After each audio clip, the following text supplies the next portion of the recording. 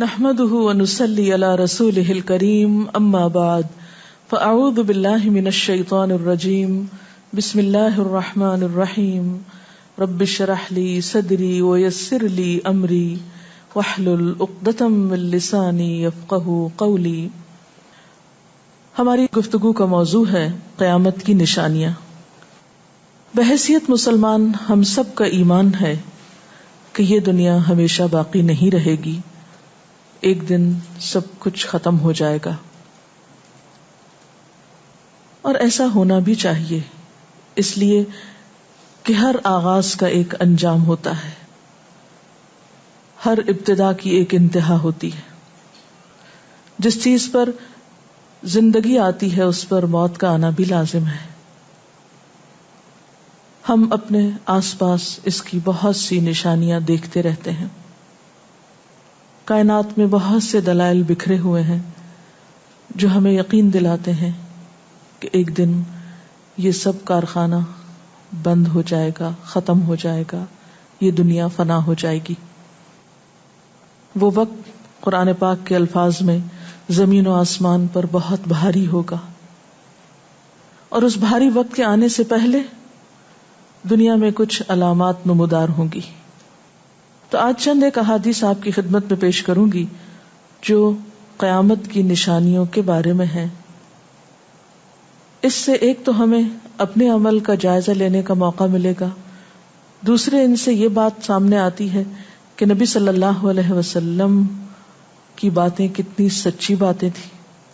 وہ لوگ جو حدیث کا انکار کرتے ہیں یا احادیث کا مذاق اڑاتے ہیں، وہ ان احادیث کی روشنی میں آج کے حالات کو دیکھ سکتے ہیں کہ آپ صلی اللہ علیہ وسلم نے اللہ تعالی کی بھیجی ہوئی وحی کی روشنی میں جو باتیں فرمائیں آج وہ ہم اپنی آنکھوں سے دیکھ رہے ہیں.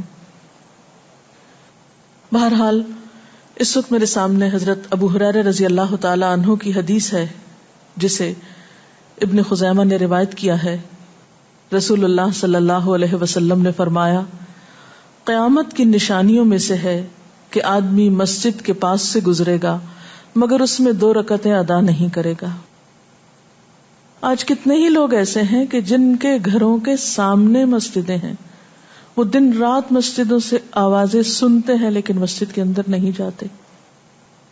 نبی صلی اللہ علیہ وسلم کے زمانے میں اس بات کا تصور ہی نہیں تھا کہ کوئی شخص اپنے آپ کو مسلمان کہے اور پھر وہ نماز نہ پڑھے. اسی لیے ہم دیکھتے ہیں کہ منافقین ہر حال میں مسجد میں پہنچتے تھے، بلکہ انہوں نے اپنی ایک الگ مسجد بھی بنائی تھی یا مسجد نامی عمارت بنائی تھی. لیکن قیامت کے نزدیک مسجدوں کے پاس سے گزرنے والے مسجد نہیں جائیں گے. ایک اور حدیث میں آتا ہے، حضرت انس فرماتے ہیں رضی اللہ تعالی عنہ کہ اللہ کے رسول صلی اللہ علیہ وسلم نے فرمایا، لوگوں پر ایک ایسا دور آئے گا کہ ان میں اپنے دین کی حفاظت پہ صبر کرنے والا اس شخص کی مانند ہوگا جو آگ کے انگارے کو اپنی مٹھی میں تھامنے والا ہے. یعنی دین پر استقامت اور دین پر عمل اتنا مشکل ہو جائے گا بعض اوقات کہ جیسے ایک انگارہ ہاتھ میں لینا کہ انسان نہ لے سکے اور نہ پھینک سکے. ایک اور نشانی جو آپ صلی اللہ علیہ وسلم نے ہمیں بتائی وہ یہ کہ زمانہ قریب آ جائے گا، عمل میں نقص واقع ہوگا اور بخیلی پیدا ہو جائے گی، دل تنگ ہو جائیں گے. ایک اور حدیث میں آتا ہے کہ بخیلی کا عام ہونا قیامت کی نشانیوں میں سے ہے. آج آپ دیکھیں کہ بسا اوقات انسان کے پاس اللہ کی دی ہوئی بے شمار نعمتیں ہوتی لیکن انسان ان نعمتوں میں کسی کو شریک نہیں کرتا. چھوٹی چھوٹی باتوں کو مائنڈ کر جانا، چھوٹی چھوٹی باتوں پہ ناراض ہو جانا، چھوٹی چھوٹی چیزوں کو حد سے زیادہ محسوس کر لینا، یہ سب کچھ شح کی وجہ ہی سے تو ہے، بخل کی وجہ سے ہی تو ہے. بخل صرف مال میں نہیں ہوتا، بخل تمام نعمتوں میں ہوتا ہے اگر ان میں اللہ کے دوسرے بندوں کو بطور شکر کے شریک نہ کیا جائے. ایک اور حدیث میں آتا ہے، مجموع الزوائد میں یہ حدیث روایت ہوئی ہے، رسول اللہ صلی اللہ علیہ وسلم نے فرمایا کہ لوگ سخت اور بخیل ہو جائیں گے، یعنی ان کے دل سخت ہو جائیں گے اور ان کے اندر بخل عام ہو جائے گا. ایک اور نشانی قیامت کی آپ صلی اللہ علیہ وسلم نے یہ بتائی کہ مساجد میں زیب و زینت بہت ہوگی، یعنی نمازی تو کم ہوں گے لیکن مسجدیں سجائی بہت جائیں گی. حضرت انس بن مالک کی روایت ہے، مسند احمد نے اس کو روایت کیا ہے، رسول اللہ صلی اللہ علیہ وسلم نے فرمایا قیامت قائم نہیں ہوگی یہاں تک کہ لوگ مسجدوں میں فخر و مباحات کریں گے، یعنی مسجد کے بنانے میں، اس کے سجانے میں، اس کی آرائش میں ایک دوسرے کا مقابلہ کرنے لگیں گے. ایک اور حدیث میں آتا ہے کہ قیامت کی علامات میں سے ہے کہ لوگ مسجدوں کو سجایا کریں گے، یعنی اللہ تعالیٰ کو نماز پڑھ کے خوش کرنے کی بجائے مسجد بنا کے سجا کے خوش کرنے کی کوشش ہوگی. حضرت ابو الدرداء سے روایت ہے کہ جب تم لوگ مسجدوں کو سجانے لگو، قرآن کو مزین کرنے لگو تو تمہاری بربادی ہے، کیونکہ قرآن پاک پڑھنے کے لیے آیا، محض سجانے کے لیے نہیں. آج آپ دیکھیں کہ بسا اوقات ہم اسے پڑھتے کم ہیں، سمجھتے کم ہیں، اس کے مطابق زندگی نہیں بسر کرتے، لیکن خوبصورت انداز میں سنہری الفاظ میں لکھوا کر گھروں میں سجا دیتے ہیں. تو قرآن پاک سجانے کے لیے نہیں آیا، وہ تو ہدی للناس ہے، ساری انسانیت کی ہدایت کے لیے آیا ہے، لیکن ہم نے اس کا بس اتنا ہی فائدہ اٹھایا کہ اسے خوبصورت انداز میں لکھ کے تاکوں میں سجا دیا. اسی طرح ایک اور نشانی کہ انسان حلال حرام کی پرواہ نہیں کرے گا. رسول اللہ صلی اللہ علیہ وسلم نے فرمایا، صحیح بخاری کی روایت ہے، لوگوں پہ ایسا وقت ضرور آنے والا ہے کہ آدمی اس بات کی بالکل فکر نہیں کرے گا کہ جو مال اس نے حاصل کیا ہے وہ حلال ہے یا حرام ہے، یعنی کس ذریعے سے حاصل کیا ہے. ایک اور حدیث میں آتا ہے کہ قیامت سے پہلے سود پھیل جائے گا. ایک اور روایت میں آتا ہے کہ ہر شخص تک اس کا کچھ نہ کچھ غبار پہنچے گا، یعنی کچھ لوگ تو براہ راست اس میں انوالو ہوں گے اور کچھ لوگ انڈائریکٹلی اس سے متاثر ہوں گے. اسی طرح قیامت کی نشانیوں میں سے ایک اور نشانی دیگر امتوں کی مشابہت اور تقلید ہوگی. حضرت ابو سعید رضی اللہ تعالیٰ عنہ سے روایت ہے، رسول اللہ صلی اللہ علیہ وسلم نے فرمایا، تم اپنی سابقہ امتوں کی ایک ایک بالشت اور ایک ایک گز میں اتباع کرو گے، یعنی چھوٹے سے چھوٹے معاملے میں اور بڑے سے بڑے معاملے میں ان کی پیروی کرو گے، حتیٰ کہ اگر وہ کسی سانڈے کے سوراخ میں داخل ہوئے ہوں گے، یعنی گوہ کے سوراخ میں، تو تم بھی ان کی پیروی کرو گے، اس سوراخ میں بھی گھسو گے. ہم نے پوچھا، یا رسول اللہ صلی اللہ علیہ وسلم، کیا آپ کی مراد یہود و نصارہ ہیں؟ فرمایا، پھر اور کون؟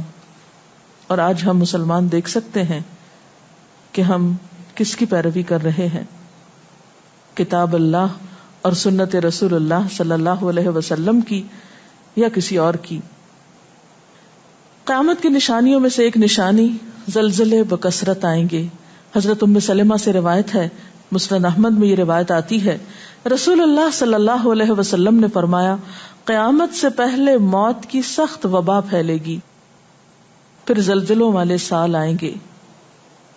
ایک اور روایت میں آتا ہے، قیامت کی نشانیوں میں سے ہے کہ ناگہانی موت کثرت کے ساتھ ہوگی، یعنی اچانک ڈیتھ، یکا یک بیٹھے بیٹھے فوت ہو گئے. امام بخاری نے اس حدیث پر کچھ شعر بھی لکھے ہیں جن کا ترجمہ ہے، فارغ وقت کو غنیمت سمجھ کر کچھ رکوع کر لو، یعنی فارغ بیٹھنے سے بہتر ہے کچھ نوافل پڑھ لو، قریب ہے کہ تیری موت اچانک واقع ہو. تم کتنے ہی صحت مند لوگوں کو دیکھتے ہو جن کی صحت مند جانیں اچانک فوت ہو جاتی ہیں، یعنی ختم ہو جاتی ہیں. حافظ ابن حجر عسقلانی جنہوں نے بخاری کی شرح لکھی ہے فتح الباری، وہ کہتے ہیں یہ عجیب اتفاق ہے کہ امام بخاری خود بھی اسی طرح اچانک فوت ہوئے تھے. یعنی اچانک موت جو ہے وہ کسی پر بھی آ سکتی ہے، کوئی نیک ہو یا بد ہو. ہم یہ نہیں کہہ سکتے کہ ہم بہت نیک ہیں یا ہم بڑے اچھے کام کرتے ہیں تو ہمارے ساتھ یہ معاملہ نہیں ہو سکتا، یہ کسی کے ساتھ بھی ہو سکتا ہے. اس لیے جو وقت آج ہمیں حاصل ہے، جو لمحات آج ہمیں ملے ہیں، ان کو غنیمت سمجھیں اور نیکی کے کام میں پیچھے نہ رہیں. پھر قیامت کی نشانیوں میں سے ایک نشانی یہ بھی بتائی گئی کہ لوگ جان پہچان والوں کو بس سلام کریں گے. عامر بن اسود فرماتے ہیں رضی اللہ تعالی عنہ کہ ہم حضرت عبداللہ بن مسعود کے ساتھ ایک مسجد میں گئے تو جماعت کھڑی تھی، پھر لوگوں نے رکوع کیا اور ہم بھی رکوع کرتے ہوئے ساتھ شامل ہو گئے۔ اتنے میں ایک آدمی آیا اور کہنے لگا، ابو عبد الرحمن، یہ عبداللہ بن مسعود کی کنیت ہے، آپ کو سلام۔ عبداللہ بن مسعود نے حالت رکوع ہی میں فرمایا، اللہ اور اس کے رسول صلی اللہ علیہ وسلم نے سچ کہا تھا۔ نماز کے اختتام پر کچھ لوگوں نے آپ سے پوچھا کہ آپ نے فلاں شخص کے سلام پر یہ کیوں کہا کہ صدق اللہ و رسول، اللہ اور اس کے رسول صلی اللہ علیہ وسلم نے سچ کہا۔ ابن مسعود نے فرمایا، میں نے نبی صلی اللہ علیہ وسلم سے سنا کہ قیامت کی نشانیوں میں سے ہے کہ سلام صرف پہچان والوں کو کیا جائے گا۔ یعنی آپ کسی مجلس میں جاتے ہیں، مسنون طریقہ کیا ہے؟ اگر آپ کسی گیدرنگ میں جائیں، سب کو بیک وقت السلام علیکم کہیں، لیکن بہت دفعہ آپ نے دیکھا ہوگا کہ لوگ آتے ہیں، سب کو نہیں پوچھتے، ان میں سے جو جان پہچان والا ہوتا ہے اس کا نام لے کر بس سلام کرتے ہیں۔ پھر اسی طرح ایک اور نشانی یہ کہ لوگ دعا اور طہارت میں زیادتی کریں گے۔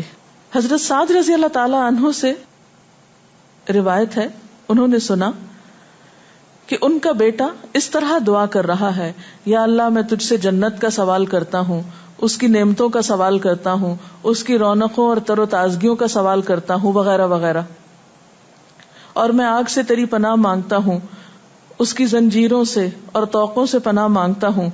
تو حضرت سعد نے فرمایا، تم نے اللہ تعالیٰ سے خیر کثیر کا سوال کیا ہے اور ضرر کثیر سے پناہ مانگی ہے، جبکہ میں نے رسول اللہ صلی اللہ علیہ وسلم سے سنا کہ ان قریب ایسے لوگ ہوں گے جو دعا میں زیادتی کریں گے۔ یعنی صرف یہ کہہ دینا کافی ہے کہ اللہ تو ہمیں جنت عطا فرما اور دوزخ سے بچا، اس کی بہت تفصیلات میں جانے کی ضرورت نہیں۔ جب جنت میں داخل ہو گئے تو سب کچھ نصیب ہو گیا، اور جب جہنم سے بچ گئے تو سب سے بچت ہو گئی۔ پھر آپ نے یہ آیت پڑھی، اپنے رب سے عاجزی سے دعا مانگو، یقیناً وہ زیادتی کرنے والوں کو پسند نہیں کرتا۔ یعنی دعاؤں میں زیادتی اور اس قسم کی تفصیلات یہ پسندیدہ نہیں ہے۔ تمہیں یہی کافی تھا کہ تم یوں کہتے، یا اللہ میں تجھ سے جنت اور ہر اس قول و عمل کا سوال کرتا ہوں جو جنت کے قریب کر دے، اور میں تیری پناہ چاہتا ہوں جہنم سے اور ہر اس قول و عمل سے جو جہنم کے قریب کرے۔ تو اتنا کہنا کافی تھا۔ پھر قیامت کی نشانیوں میں سے ایک نشانی آپ صلی اللہ علیہ وسلم نے یہ بھی بتائی کہ نااہل حاکم مقرر کیے جائیں گے۔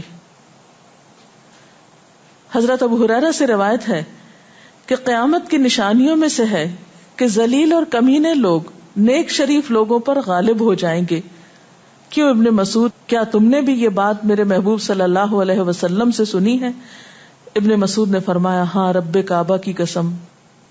حضرت حذیفہ سے روایت ہے کہ قیامت اس وقت تک قائم نہ ہوگی جب تک کہ تم اپنے امام کو قتل نہ کرو گے، یعنی لوگ اپنے حاکموں کو مارنے لگیں گے اور اپنی تلواروں کے ساتھ آپس میں ہی لڑائی کرو گے، علاوہ ازیں تم میں سے بدترین لوگ تمہاری دنیا کے وارث ہو جائیں گے۔ اسی طرح قیامت کی نشانیوں میں سے ایک نشانی یہ بھی ہے، حضرت عبداللہ بن مسعود سے مروی ہے کہ رسول اللہ صلی اللہ علیہ وسلم نے فرمایا، قیامت کے قریب صرف مخصوص لوگوں کو سلام کیا جائے گا۔ تجارت اس قدر پھیل جائے گی کہ عورت تجارت میں اپنے خاوند کا ہاتھ بٹائے گی، یعنی اتنا بزنس ہوگا کہ مرد سے اکیلے نہیں سنبھالا جائے گا، عورتیں اس میں شریک ہوں گی، رشتہ داری توڑی جائے گی، یعنی مال کثرت سے ہونے کے باوجود رشتہ داروں کا خیال نہیں رکھا جائے گا، جھوٹی گواہی دی جائے گی، حق چھپایا جائے گا، اور قلم کا ظہور ہو جائے گا، یعنی نشر و اشاعت خوب ہوگی، خوب لکھا جائے گا۔ ایک اور روایت میں آتا ہے کہ وقت مختصر ہو جائے گا۔ آج آپ دیکھیے ہر شخص وقت کی کمی کی شکایت کرتا ہے۔ حضرت ابو ہریرہ رضی اللہ تعالیٰ عنہ سے روایت ہے، رسول اللہ صلی اللہ علیہ وسلم نے فرمایا، قیامت قائم ہونے سے پہلے یہ نشانی ظاہر ہوگی کہ زمانہ قریب آ جائے گا، یتقارب الزمان، سال مہینے کی طرح، مہینہ ہفتے کی طرح، ہفتہ دن کی طرح، اور ایک دن ایک گھنٹے کی طرح، اور ایک گھنٹہ آگ کے شعلے کی طرح تیزی سے گزرنے والا ہو جائے گا۔ اور آج آپ دیکھیے کہ اللہ کے رسول صلی اللہ علیہ وسلم کی یہ بات کتنی سچ معلوم ہوتی ہے کہ ہر شخص وقت کی کمی کا شکار ہے، اور پتہ ہی نہیں چلتا ہفتہ گزر گیا، پتہ ہی نہیں چلتا مہینہ گزر گیا، پتہ ہی نہیں چلتا سال گزر گیا، پتہ ہی نہیں چلتا اتنی عمر گزر گئی، کل کی بات لگتی ہے. اور انڈائریکٹلی یہ اشارہ اس بات کی طرف کہ زندگی کی رفتار بہت تیز ہو جائے گی، یعنی فاسٹ لائف جس کو آپ کہتے ہیں اس کا شکار ہو جائے گا. ایک اور روایت میں آتا ہے کہ دنیا محبوب ہو جائے گی، موت سے نفرت ہو جائے گی. حضرت ابو ہریرہ سے روایت ہے، رسول اللہ صلی اللہ علیہ وسلم نے حضرت ثوبان سے فرمایا، اے ثوبان، اس وقت تمہارا کیا حال ہوگا جب دوسری امتیں تم پر اس طرح ٹوٹ پڑیں گی جس طرح تم کھانے کے برتن پہ ٹوٹ پڑتے ہو. ثوبان نے کہا، میرے ماں باپ آپ پہ قربان، اے اللہ کے رسول صلی اللہ علیہ وسلم، کیا اس وقت ہم تعداد میں کم ہو جائیں گے؟ فرمایا، نہیں، بلکہ تم کثرت میں ہوگے، لیکن اللہ تعالیٰ تمہارے دلوں میں وہن ڈال دے گا. صحابہ نے پوچھا، یا رسول اللہ صلی اللہ علیہ وسلم، وہن کیا چیز ہے؟ آپ نے فرمایا، دنیا سے محبت اور جہاد سے نفرت. اور ایک روایت میں آتا ہے، دنیا سے محبت اور موت سے نفرت. اسی طرح نیک لوگ آہستہ آہستہ کم ہو جائیں گے. رسول اللہ صلی اللہ علیہ وسلم نے فرمایا، نیک لوگ یکے بعد دیگرے رخصت ہوتے جائیں گے، فوت ہوتے جائیں گے. فضول لوگ باقی رہ جائیں گے، بیکار، نکمے، جس طرح جو کا بھوسا یا ردی کھجور باقی رہ جاتی. اللہ تعالیٰ ان فضول لوگوں کی کچھ پرواہ نہ کرے گا، کوڑے کرکٹ کی طرح ہوں گے جن کی کچھ پرواہ نہ کرے گا کہ ان کو پھینک دیا جائے یا کاٹ دیا جائے یا کہیں جلا دیا جائے. ایسے لوگوں کی اللہ تعالیٰ کو کچھ بھی ضرورت نہیں ہو. حضرت عمرو بن شعیب اپنے والد سے اور اپنے دادا سے روایت کرتے ہیں، رسول اللہ صلی اللہ علیہ وسلم نے فرمایا، لوگوں پر ایک ایسا وقت آئے گا کہ ان کی خوب چھانٹی صفائی کی جائے گی تو فضول لوگ باقی رہ جائیں گے اور نیک لوگ ختم ہو جائیں گے. پھر آپ نے اپنے دونوں ہاتھوں کی انگلیوں کو آپس میں ملا کر فرمایا، اس طرح ان کے وعدے اور امانتیں خلط ملط ہو کر رہ جائیں گے اور وہ اختلافات کا شکار ہو جائیں گے. یعنی نہ ان میں وعدوں کا پاس ہوگا، نہ امانتوں کی ادائیگی کا احساس ہوگا، اور وہ ایک ہی چیز جانیں گے اور وہ لڑائی جھگڑا، اختلافات. کیونکہ کوڑا کرکٹ ہے نا، کوئی وزن تو اس کا ہے نہیں، کوئی اصول تو ہے نہیں، کسی نیک کام میں استقامت تو ہے نہیں، بس جدھر کو پانی جا رہا ہے اس پہ بہ رہے ہیں، ہوا چل رہی ہے اس پہ اڑ رہے ہیں. تو ایسے نکمے اور بیکار لوگ باقی بچیں گے اور پھر ایک دن دنیا اپنے اختتام کو پہنچ جائے گی. ہر گھر میں فتنہ داخل ہو جائے گا. حضرت عوف بن مالک فرماتے ہیں کہ میں غزوہ تبوک کے موقع پر رسول اللہ صلی اللہ علیہ وسلم کی خدمت میں حاضر ہوا جبکہ آپ اس وقت چمڑے کے ایک خیمے میں تشریف فرما تھے. آپ نے فرمایا، قیامت کی 6 نشانیاں گن لو. پھر ایک ایسا عام اور تباہ کن فتنہ ہوگا کہ عرب کا کوئی گھر بھی اس کی لپیٹ میں آنے سے محفوظ نہ رہ سکے گا. تو اللہ تعالیٰ سے دعا ہے کہ وہ ہمارے ایمان اور عمل کی حفاظت فرمائے اور ہمیں نیکی کی توفیق عطا فرمائے، اپنی ذمہ داریوں کو صحیح معنوں میں پورا کرنے کی توفیق عطا فرمائے. اگر آپ کے ذہن میں کوئی سوال ہو تو آپ کر سکتے ہیں. جو لوگ قیامت کی ان علامات کا مذاق اڑاتے ہیں اور کہتے ہیں کہ یہ حالات تو بہت عرصے سے ہیں، قیامت آنی ہوتی تو آ چکی ہوتی، تو ہم کیا کر سکتے ہیں، انہیں کیسے سمجھا سکتے ہیں؟ دیکھیے کہ جو لوگ مذاق اڑانے پر تل جاتے ہیں ان کا کوئی علاج نہیں. نبی صلی اللہ علیہ وسلم کے زمانے میں بھی ایسے لوگ موجود تھے جو دین کے شاعر کا مذاق اڑاتے تھے. قرآن نے ایسے لوگوں کو منافق بتایا ہے. اور بات یہ ہے کہ جب قیامت آئے گی تو پھر کسی سے پوچھ کر نہیں آئے گی، اس کا وقت تو اللہ تعالیٰ کو معلوم ہے، اور جب آ جائے گی تو کوئی اس سے فرار حاصل نہیں کر سکے گا. آج ہمیں اللہ تعالیٰ نے اختیار دیا ہے، چاہیں تو کسی چیز کو مانیں اور چاہیں تو انکار کر دیں، لیکن جب اصل حقیقت سامنے آئے گی تو پھر ہم انکار نہ کر سکیں گے. آپ نے بتایا کہ قیامت کی نشانیوں میں ہے کہ طہارت میں بھی زیادتی کی جائے گی، تو اس سے کیا مراد ہے؟ اس کا معنی یہ ہے کہ لوگ طہارت حاصل کرتے وقت وسائل یا ریسورسز کو بہت ضائع کریں گے.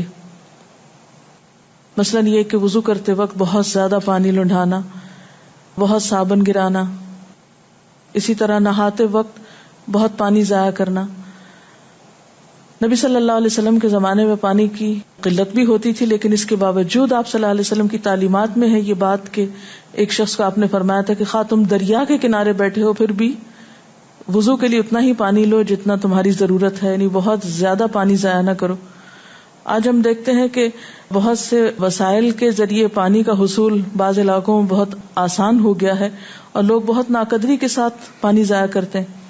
مثلاً بعض دفعہ دیکھا گیا ہے کہ برش کرنے کے وقفے میں ٹیپ کھول دی جاتی ہے، بعض اوقات 5 منٹ تک ٹیپ میں سے پانی بہتا رہتا ہے اور آرام آرام سے لوگ اپنی طہارت اور صفائی کا اہتمام کرتے رہتے ہیں. تو کسی بھی طرح کے وسائل کو ضائع کرنا جو ہے وہ اسلامی تعلیمات کے خلاف ہے، خواہ وہ دین کے کسی کام کے کرنے میں ہی کیوں نہ استعمال کیے جائے، وضو جیسی چیز میں ہی کیوں نہ استعمال کیے جا رہے ہوں. تو طہارت میں مبالغہ آرائی کا مطلب یہی ہے، وسائل کا ضیاع. دعا میں زیادتی کا مقصد کیا لمبی دعاؤں کا بھی مراد یہ ہوگا؟ اصل میں دعا تو حسب ضرورت کی جا سکتی ہے، حسب موقع. کبھی آپ کے پاس وقت زیادہ ہوتا ہے تو آپ دیر تک بھی دعا کر سکتے ہیں، مخصوص اوقات میں، مخصوص قبولیت کی جگہوں پر. لیکن سنت کے طریقے سے ہٹ کر مبالغہ آرائی کے انداز میں دعا کرنا اور پھر ردیف قافیے ملا کر دعا کرنا یا شعر و شاعری کے انداز میں دعا کرنا، ان چیزوں سے منع کیا گیا ہے. وآخر دعوانا ان الحمد للہ رب العالمین. سبحانک اللہم وبحمدک نشہد ان لا الہ الا انت نستغفرک ونتوب الیک. والسلام علیکم ورحمۃ اللہ وبرکاتہ.